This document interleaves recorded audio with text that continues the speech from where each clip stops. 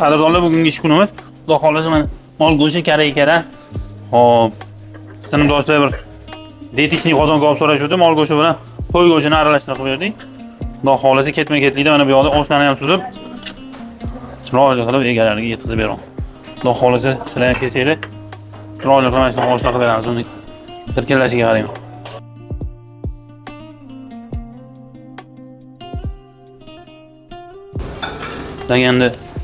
Laganda tushganini qarang. Unaqa mayda suvga chiqib qoladi, olib tashlash kerak bo'ladi. Hop. Bu oshimiz super osh hisoblanadi.